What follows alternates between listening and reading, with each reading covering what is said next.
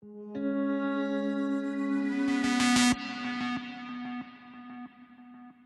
31st of January this year, the Burman family of Delhi, the ones behind Dabur, decided enough is enough and chose to consolidate their position in Religare Enterprises, a non-banking finance company that is into lending, stockbroking and insurance, but has had a rather checkered past thanks to its former owners, the infamous Singh brothers, Malvinder and Shivinder, by raising their stake by 4% to cross the strategic 25% mark and triggered the open offer for an additional 26% of the company. This basically indicates that the Burman family will now have to go ahead and make a mandatory open offer for acquiring at least another 26% stake within Religare Enterprises.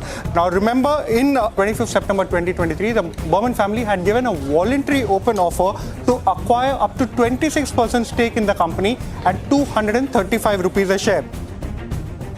So in one swoop, the Burmans converted their voluntary offer into a mandatory one, making it clear that they, already the largest shareholder of the shadow bank, wanted to tighten their grip further and run the show.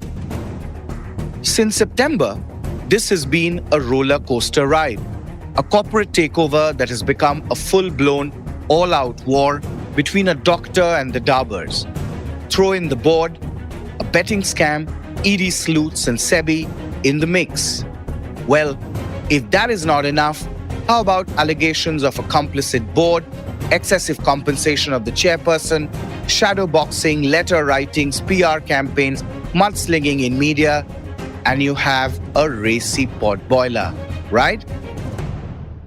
So it is in November when the Burmans went to the SEBI and they complained against Rashmi Saluja and they made allegations against her. Post that, there have been FIRs which have been registered with the Mumbai police, which is naming the Burmans as the accused. So there are two sets of FIRs. One FIR in which they have been made an accused in a cricket betting case where there is also allegation of match fixing, and the second FIR which has been registered by a shareholder of Religare where he has said that the entire open offer which was made by the Burmans needs to be investigated and that the money has been not rightly moved and the assets have been purchased out of that money.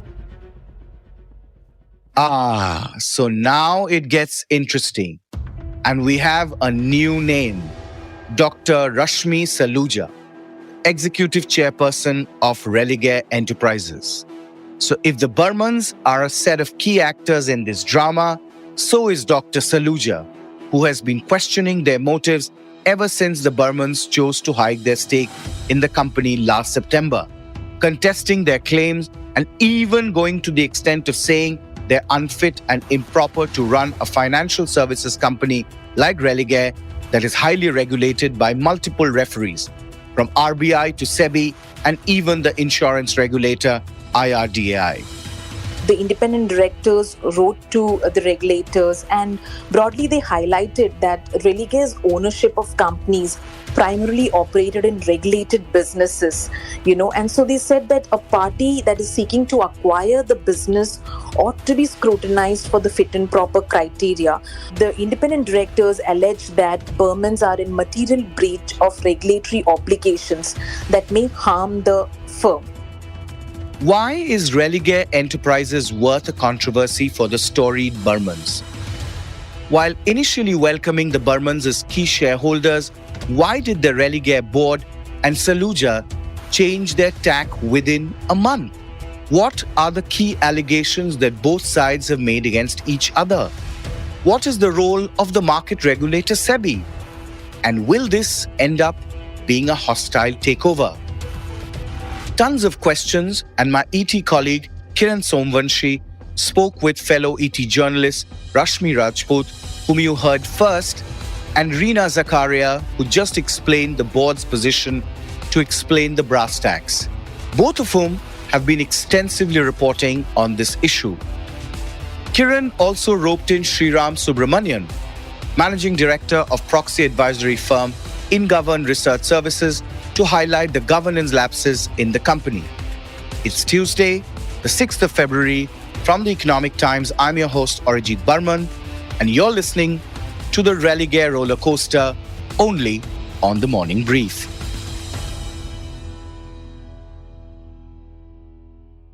So to understand what's happening today, we need to rewind all the way to 2018. That was when the Burman family first invested along with other investors around 150 odd crores and became a shareholder of Religare. This was after the erstwhile board was booted out and subsequently reconstituted by shareholders. A clutch of investors cumulatively put in 750 crores in all and saved the company from going into bankruptcy. For the Burmans, who've been on a diversification spree, buying bankrupt battery maker Eveready to masala brands, financial services have always been another area of interest. They already had invested in insurance company Dabur Aviva Health Insurance. And so, with the Singhs in a soup, they saw a perfect investment opportunity opening up to turn around a broken Religare. The following year, that is 2019, Dr. Rashmi Saluja joined the board as an independent director, only to become the non-executive chair in 2020 in the middle of COVID. But just after 6 months, she became the executive chairperson and reconstituted the board herself. Mind you, all this while the Burmans were still shareholders. Now the question is, who is this Dr. Rashmi Saluja? Here are some interesting facts. In 2019, she was the president of Indian Curling Federation, a sports body. She also happens to be the promoter of one Yogeshwar Dutt Wrestling Academy in Haryana. It's another matter, she's now mixed up in another kind of a wrestling bout altogether. But on a serious note, till 2019, Rashmi Saluja didn't have much to do with finance. Her CV says she's a doctor, has a degree in law and business administration, and has worked with at least 3 hospitals in the National Capital Region. For example, Jessa Ram Hospitals, which in 2003 had signed a management contract with Fortis, the hospital chain the same infamous Singh brothers who are now in jail used to run before the law caught up with them. Saluja was also involved with Gangaram Hospital in Delhi, a premier healthcare facility. Now, as she was rising the ranks in Religare, Saluja worked with the lenders to clean up the books of Religare Finvest, the NBFC arm, through a one-time settlement to turn the company around. But to do that, the company needed more money, and thus shareholders, including Burmans, put in more money via multiple rounds of capital infusion and became the single largest shareholder. So far, so good. In fact, the Burmans and Saluja were cordial enough even in 2021 or 2022 when they were offered both seats but declined the offer. By mid-August of 2023, the Burmans hiked their stake further by another 7.5%. With a 21.5% block, they were the single largest shareholder group in the company and now asked for 2 board seats, but Saluja and the board this time around dug their heels in. Finally, all hell broke loose when last September the Burmans announced their intent of a voluntary open offer at 235 rupees a share. So when the open offer was made by the Burman family, the board welcomed them. They didn't have enough time to process the whole information, the development that was happening. And then probably when they thought through the whole thing and they somehow felt that the Burman family is linked to the Singh brothers through the Radha Swami sect, they kind of felt that it is important to bring all these things to the notice of the regulator. That's my colleague Reena Zachariah, who covers SEBI. So in their letter, and I read and I quote from the letter, it says, the company is being presented with such extraordinary adverse facts and allegations against the acquirers that is the Burman family, making it important to review its original objective and neutral position. The Burmans have denied all these allegations. Of course, when we asked Mr. Burman about this allegation of the board against them, he has refuted it. He said there is nothing like that. I have nothing got to do with the Radhaswamy sector, any such thing. It is purely our money. And his view was few years back when we acquired, they have been acquiring in different phases actually. So when we were acquiring, our money was fine for them. Now suddenly, how come it has become tainted money? This is what he said. This is all for the board to kind of support whatever they are saying, for them to prove basically whatever they are claiming against the Burmans. Hear it also from the horse's mouth. Mohit Burman, chairman of Dabur India, and the man who has been at the receiving end of a barrage of attacks by Saluja and the Religare board. We are focusing on an open offer. We believe that everything is above board, and sooner than later, all the regulators will give us the nod to proceed and close the acquisition. If you look at our history, we've been associated with the company and helping the company in difficult times. And now to cast aspersions, they're saying we're not fit and proper. All the time when they required money, then we were leading the rounds, the investment rounds. So at that time, they felt we were all right. But now, after the open offer, which they accepted, which they put up a letter at the stock exchange saying that they welcome us and they will work with us to the betterment of the company, suddenly they've changed their mind. The Burmans have cranked up the heat on Saluja as the fight has gotten uglier. Everything was fine until, the chairperson needed to be voted back in. So, of course, at that time, she accepted the offer and said that, she will help us in getting all the permissions as well as helping us, navigate getting into the business and making us understand the business. As soon as we voted her back in, now she's using all that against us. They also alleged that, on October 28th, the Burmans told the board to examine Rashmi Saluja, the chairperson of Religare, to examine her trades prior to the open offer. Now, over here, what has exactly happened is they wrote first to the board. They didn't get any response, they said. Then on November 8th, they wrote to SEBI and to stock exchanges saying that Saluja sold a portion of her personal holdings in the firm. Soon after meeting a representative of the Burmans who informed her of the intention to make an open offer to the public shareholders of the company to acquire control. Now, of course, Rashmi Saluja has refuted it, saying that, those were basically ESOPs.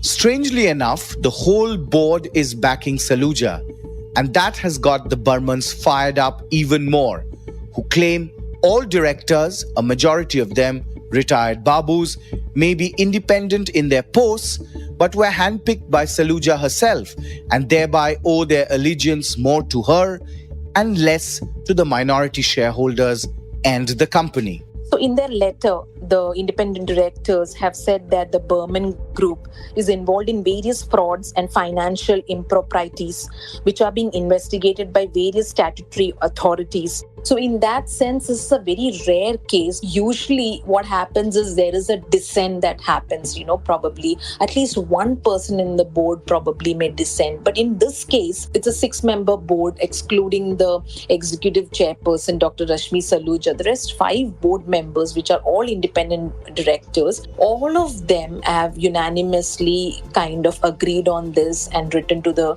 regulator, seeking their intervention. Now, when independent directors, make allegations, it's never seen lightly. It has to be examined in that context as well, because we must also understand because of Religare's history, the way the company has kind of, overcome all its obstacles and the way it is functioning today. In that context, the company has really done well, paid off all the dues and stuff like that. So in that context, they are concerned about protecting the company from any sort of disturbance coming in at this point in time.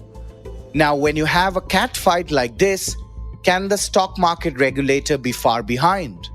In December, SEBI basically wrote to Religare. They have sought details, the sequence of events, starting from the time of first discussion regarding the open offer transaction till the stock exchange announcement was made, which was on September 25th, 2023. It also sought personal and official details of all peoples involved in the discussions, along with documentary evidences. So SEBI has written to the Religare board and they have asked for all these information. I'm sure by this time Religare would have responded to SEBI's query because these are all time bound. They've also asked for all trading activities. This is basically on the allegations made by the Burmans. Now SEBI is not just looking into the allegations made by the Religare board, but also it is examining the allegations made by Burmans against Saluja on the shares she sold based on inside information. But had it been just the financial regulators like the RBI or SEBI looking into the matter, it would have been one thing. Enter the cops and even the Enforcement Directorate. The Enforcement Director has come into the picture they conducted a raid recently, and they are again investigating the erstwhile promoters' role. So at that time when the raids happened, the Religare group, they issued a press release saying that it was them, they had written to the Enforcement Directorate asking them to expedite the probe. And this again coming at the same time when this entire tussle takeover is happening. And they had asked the ED to investigate further. So you had ED carrying out raids at 9 different locations in the capital. So all this has happened at the time when, the first complaint was made to SEBI and then it was followed up. So you see that, the complaint has happened and then the FIRs have happened and the EDs also has come into picture. Rashmi tracks the investigative agencies. But the natural question that we had for her was, what's ED got to do in a boardroom bout? So the ED was already probing a matter connected to Mahadev app, which is about this illegal betting, also money being given to politicians, allegations of a political nexus. So that is something that the ED is already investigating. Now there was a fresh complaint which was made by a resident of Matunga in Mumbai, and he claimed that in this particular matter there's also allegations of match fixing, and that there were certain matches, IPL matches in 2023 that were fixed. He has named certain bookies and he claimed that these bookies were close to the Burmans. And these allegations were written in the FIR, which was registered with the Mumbai police. Jesus. From a shadow bank to a bookie and betting? From mandatory open offers to Mahadev app? This is some Tom Clancy or John Grisham gold. Needless to add, the Burmans have rubbished all these claims as well. But even today, as we speak, the FIR was registered in November 2023. We are in January and so far, the Burmans have not been summoned in the case. And if you also see, the Burmans have, from the very beginning, rejected all the allegations that have been made by the Religare group. So all the allegations are at very nascent stage. But as I said, that the entire timing of it is very interesting. But in all this power struggle, who is suffering the most? Minority shareholders like you and me, or institutional shareholders like Motilal Oswal, Plutus Wealth Management, or HNIs like Ashish Dhawan. The Religare stock is now 16% down from the highs of September 2023, when the Burmans first announced their intent to launch the open offer to acquire additional shares from the public. The open offer has been delayed by over a month. Ideally, the shares would have been tendered by now and money exchanged as per the original timelines. If you believe the markets are genuinely democratic, then the shareholders would have either accepted the Burman family's offer price or rejected them, but not gotten caught in the corporate or regulatory crosshairs like this. The Competition Commission has approved the Burmans' bid to launch their offer, but RBI's, SEBI's and IRDA's nod are still awaited.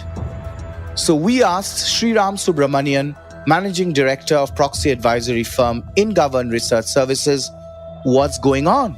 So it is not clear as to what is the reason the board is opposing. And that when we started digging, we figured out that probably it could be because the chairperson, which is Dr. Rashmi Saluja, her interest, her shareholding in the company has increased phenomenally. Her reward structure in that sense is totally tilted towards ESOPs, which have been granted in the last 1 or 2 years. And these are sort of, I would say, the numbers are, of course, very high. And shareholders have approved some of these, shareholders have not approved some of these. And so that's the reason the transparency of the rewards that were given to Dr. Rashmi Saluja was not out there. Sriram turns our attention to one of the key subsidiaries, Care Health Insurance. One of the material subsidiaries of Religare is Care Health Insurance Limited.